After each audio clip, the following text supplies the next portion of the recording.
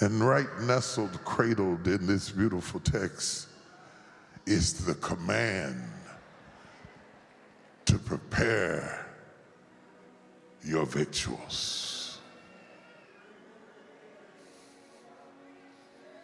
So Dexter, when he cooks, he cuts up all his young onions and grates all his cheeses and flash boils all his food and brines all his meat and does all of that a couple of days ahead of time. Because the prep time is more important than the cook time. Now, I know this is a hard message to preach because I'm preaching about prep time to a microwave. It's difficult to talk to you about really good dining because what you eat is not really food. It's just, it's a biological experiment. It's something that if you looked at it with a microscope, it would be crawling because you took it out of the freezer, you popped it into the microwave, and you heated it up for 5 minutes, and you lifted the lid, and it almost scalded your hand, and you eat it, and you call it food, but that's not food. That's not food, that's bacteria. Real food requires prep time. Look at your neighbor and say, I'm in prep time. I'm not acting funny, I'm in prep time. I'm not ignoring your phone calls, I'm in prep time. I'm not disregarding our relationship, I'm in prep time. I haven't got the big head, I'm in prep time. I'm not arrogant, I'm in prep time. I know I seem distracted and I don't seem like the person I used to be, but I'm the same person, but I'm in a different place. I'm in prep time. I'm getting ready for something, and more is required of me in this season than what was required of me in my last season. In my last season, we could play around, we could fool around, we could mess around, we could date around, but I got to break up with you in this season because I'm in prep time. In my last season, we could breathe on the phone for an hour and a half, but in this season, in order to get where I gotta go, I'm in prep time.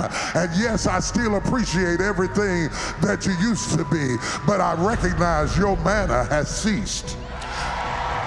In other words, you are not the source of my sustenance. You are no longer the place where I eat. And I love you and I appreciate you, but I can't be on the phone for hours and hours talking about people because I'm in prep time. People who can spend hours on the phone talking about people aren't going anywhere. And I can't afford to spend another year talking about what other people are doing while I'm not doing anything at all. I'm in prep, and I'm wondering if there's anybody in this room, in this place. I'm wondering if there's anybody streaming online who's in prep time. You're chopping up stuff and dicing stuff and preparing stuff and wrapping it. It ain't happened yet, but you're in prep time. The door hasn't opened yet, but you're in prep time. The way hasn't been made yet, but you're in prep time. If I am preaching to the right people, set it off in here.